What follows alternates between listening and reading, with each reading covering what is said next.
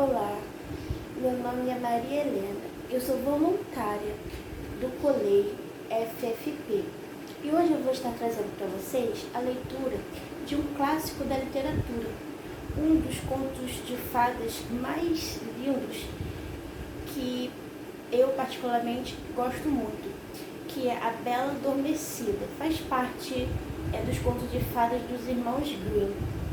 Então, antes de tudo, eu peço que vocês deixem o seu like nesse vídeo, compartilhem com seus amigos nos grupos do WhatsApp, no Instagram, no Face, e não deixem de se inscrever no canal para acompanhar os próximos vídeos. Vamos lá? A Bela Adormecida. Era uma vez um rei e uma rainha que reinavam em um país muito distante, onde naquela época havia fadas. Esse rei e essa rainha tinham muito dinheiro, muitas roupas finas para usar, muitas coisas boas para comer e beber, e uma carruagem para passar todos os dias. Embora fossem casados há muitos anos, não tinham filhos. E esse fato os entristeciam tremendamente. Mas um dia, quando a rainha estava caminhando da beira do rio, no fundo do jardim, ela ouviu um pobre peixinho que havia saltado para fora da água. Estava arfando e quase morto na ribanceira. A rainha se apiedou do peixinho e o jogou de volta no rio. E antes de nadar para longe, o animalzinho ergueu a cabeça da água e disse: sei qual é o seu desejo e ele será realizado, em retribuição por sua bondade comigo. Logo terá uma filha. As palavras do peixe logo se concretizaram e a rainha teve uma menininha tão linda que o rei não conseguia parar de olhar para ela. Todo alegre, disse que daria um grandioso banquete e uma festa para mostrar a criança para todo o reino. Então, ele convidou seus familiares, nobres, amigos e vizinhos. E a rainha disse: também convidarei as fadas, pois elas podem ser bondosas e gentis com nossa pequena. Havia 13 delas. Porém, o rei e a rainha tinham apenas 12 pratos de ouro para lhe servir o banquete. Então, eles foram forçados a desconsiderar uma das fadas sem sequer convidá-la. As 12 fadas compareceram, cada uma com seu chapéu vermelho pontudo na cabeça, sapatos vermelhos de salto alto nos pés e uma longa varinha branca na mão. E depois que o banquete havia terminado, elas se reuniram em um círculo e deram seus melhores presentes à princesa. Uma lhe deu a bondade, outra a beleza, outra a riqueza, e assim por diante, até a menina ter tudo o que havia de bom no mundo. Quando a 11ª tinha acabado de abençoá-la, um grande estrondo foi ouvido no pátio e chegou a notícia de que a 13ª fada havia aparecido, com um chapéu preto na cabeça, sapatos pretos nos pés, uma vassoura na mão. E logo em seguida, ela entrou no salão. Como não tinha sido convidada para o banquete, estava muito zangada e reprimiu o rei e a rainha severamente e procedeu com sua vingança. Ela gritou: a filha do rei será, em seu 15º ano de vida, ferida em uma roca e morrerá.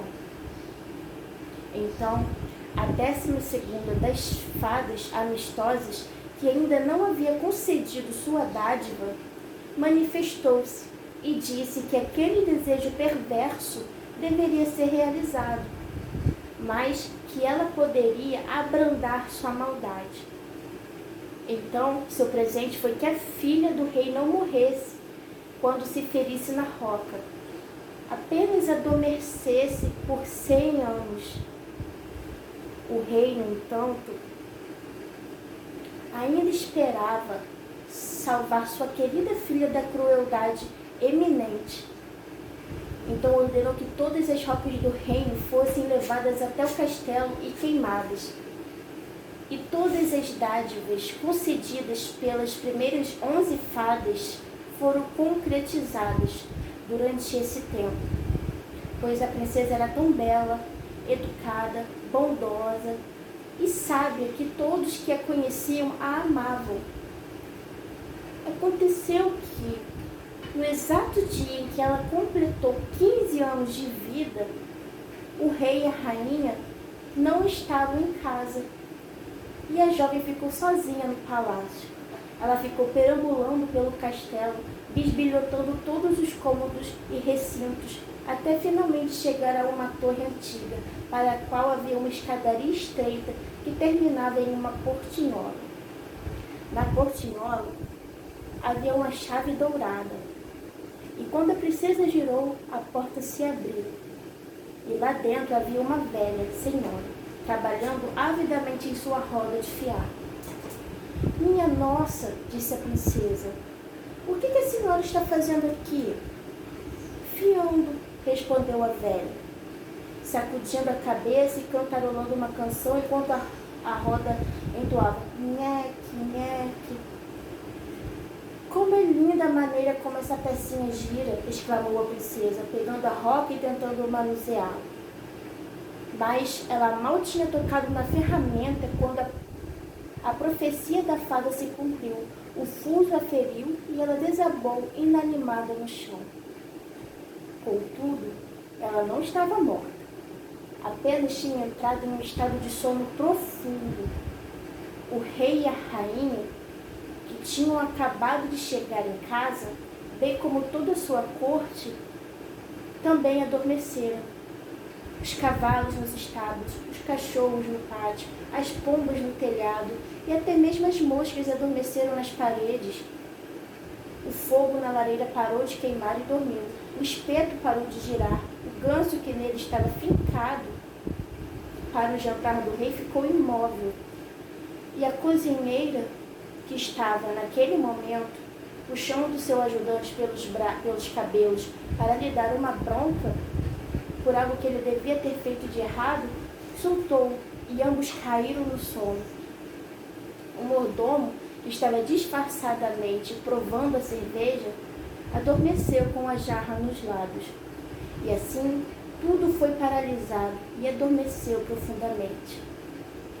Uma grande cerca de espinhos logo se ergueu ao redor do palácio, e a cada ano que passava ficava cada vez mais alta e espessa, até que, por fim, o velho palácio estava cercado e escondido, de modo que nem mesmo o telhado ou as chaminés podiam ser avistados. Mas correram notícias por toda a região da bela e adormecida Rosicler, pois assim se chamava a filha do rei. De modo que, de tempos em tempos, os filhos de vários reis foram até lá e tentaram penetrar o matagal para chegar ao castelo. Esse feito, contudo, nenhum deles conseguiu cumprir, pois os espinhos e os arbustos os detinham como se tivessem garras, e os rapazes ficavam presos e morriam de forma lamentável.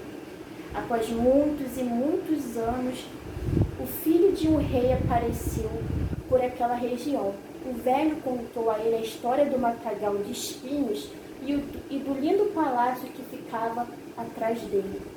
E como uma princesa maravilhosa chamada Rosicler lá jazia adormecida, juntamente com toda a sua corte.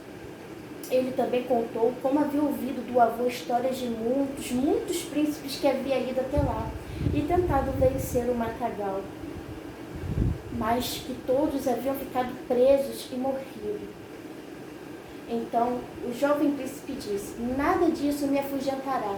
Irei e encontrarei essa Rosicler. O velho tentou dissuadi-lo, mas ele estava determinado a ir. Naquele exato dia, os 100 anos da maldição se encerraram, e quando o príncipe chegou ao matagal, não viu coisa alguma além de arbustos florescendo, pelos quais ele passou com facilidade e depois se fecharam após a sua passagem, densos como nunca. Então, ele finalmente chegou ao palácio e na corte estavam os cachorros adormecidos. Os cavalos estavam parados nos estábulos no telhado, as pombas empoeiradas dormiam profundamente, com as cabeças escondidas debaixo das asas. E quando ele entrou no palácio, as moscas estavam dormindo nas paredes. O espeto continuava imóvel. O mordomo segurava a jarra de cerveja junto aos lábios, prestes a tomar um gole. A criada estava sentada com uma galinha no colo, pronta para ser depenada, e a cozinheira estava com a mão erguida, como se fosse bater no garoto. O jovem continuou em frente, e tudo estava tão silencioso que ele podia ouvir a própria respiração. Até que, finalmente, ele chegou à antiga torre e abriu a porta do pequeno cômodo no qual jazia Rosiclé. E lá estava ela, dormindo profundamente em um sofá perto da janela. Ela era tão linda que o príncipe não conseguia tirar os olhos dela. Então ele se abaixou e a beijou. No momento em que ele a beijou, ela abriu os olhos e despertou, sorrindo para ele. Eles saíram juntos. Logo o rei e a rainha também estavam acordados e toda a corte. E todos se entreolhavam admirados. Os cavalos se sacudiram, os cachorros salticaram e latiram, as pombas cheiraram a cabeça debaixo das asas, olharam em volta e voaram para os campos. As moscas nas paredes zumbiam novamente, o fogo na cozinha flamejou, o espeto tornou a girar. Com o ganso do jantar do rei cravado nele, o mordomo terminou seu bolo de cerveja, a criada começou a depenar a galinha e a cozinheira deu a bronca no garoto. Então o príncipe e Rosiclé se casaram e o banquete de casamento foi dado. Eles viveram juntos e felizes toda a vida. História interessante, né? Um conto de fada tão clássico. E cada leitura que a gente faz, a gente encontra, né, várias inspirações. Espero que vocês gostem. Compartilhem, deixem seu like e comentem aí embaixo.